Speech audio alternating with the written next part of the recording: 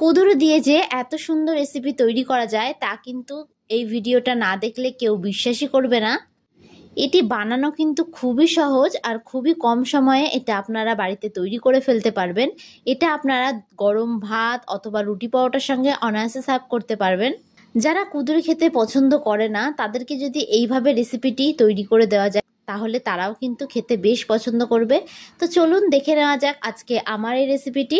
তো ভিডিওটা শুরু থেকে শেষ পর্যন্ত দেখার জন্য আপনাদের কাছে আমার অনুরোধ রইল।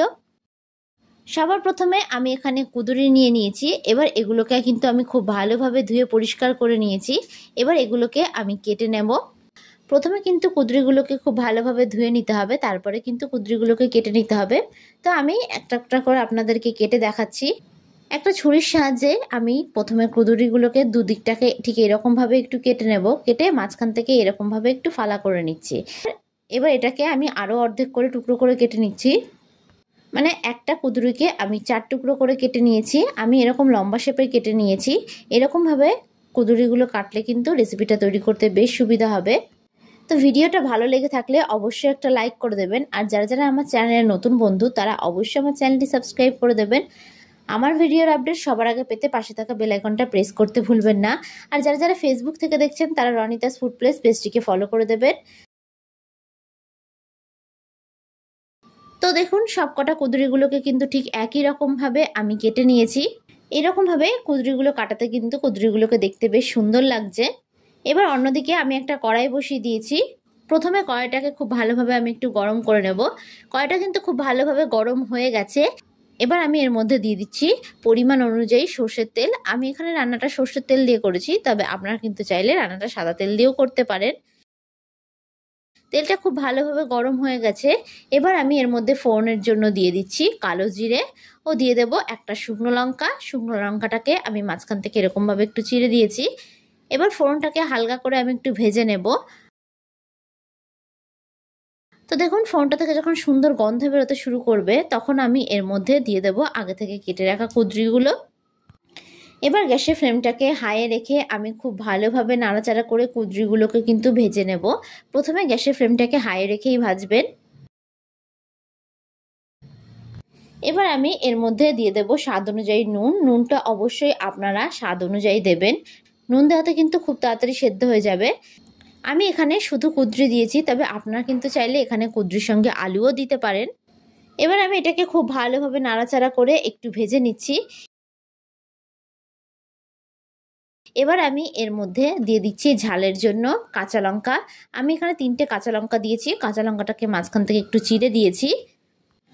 এবার আমি এর মধ্যে দিয়ে দেব হলুদ গুঁড়ো। এবার এটাকে কিন্তু খুব ভালোভাবে নাড়াচাড়া করে আমি ভেজে নেব। ঝালটা কিন্তু এখানে আপনারা যে যতটা খেতে পছন্দ করবেন সেই অনুযায়ী দেবেন। এই রেসিপিটা কিন্তু আপনারা রুটি পরোটা অথবা গরম ভাতের সঙ্গে অনায়াসে সার্ভ করতে পারবেন। খেতে কিন্তু বেশ লাগে আর একবার খেলে কিন্তু বারবার খেতে মন চাইবে। গ্যাসের ফ্লেমটাকে মিডিয়াম টু হাই রেখে আমি মিনিট 2 ধরে খুব ভালোভাবে কুঁদরিগুলোকে কিন্তু ভেজে নিয়েছি। এবার আমি এটাকে ঢাকনা চাপা দিয়ে দেব 2 মিনিটের জন্য। 2 মিনিট পর আমি ঢাকনা সরিয়ে নিলাম। তো আমি আবারও খুব ভালোভাবে একটু নাড়াচাড়া করে নিচ্ছি। কুঁদরিগুলো কিন্তু প্রায় 50% সেদ্ধ হয়েই গেছে। এরকমভাবে ঢাকনা চাপা দিয়ে রান্নাটা করার চেষ্টা করবেন। আমি আবারও 2 মিনিটের জন্য ঢাকনা চাপা দিয়ে দিলাম। 2 মিনিট পর আমি আবারও ফিরে আসলাম। তো দেখুন কুঁদরিগুলো কিন্তু প্রায় ভাজা ভাজা হয়েই গেছে। আমি রান্নাটা সম্পূর্ণ নিরামিষ করেছি, তবে আপনারা কিন্তু চাইলে পেঁয়াজ দিয়েও করতে পারেন। এইরকমভাবে ঢাকনা চাপা দিয়ে রান্নাটা করবেন, তাহলে দেখবেন রান্নাটা খুব সহজে ও খুব তাড়াতাড়ি হয়ে যাবে। তো কুঁদরিগুলো খুব ভালোভাবে আমার সেদ্ধ হয়ে গেছে। এবার আমি এর মধ্যে দিয়ে দিচ্ছি স্বাদ অনুযায়ী চিনি। এটা পুরোপুরি অপশনাল, আপনারা চাইলে নাও দিতে পারেন।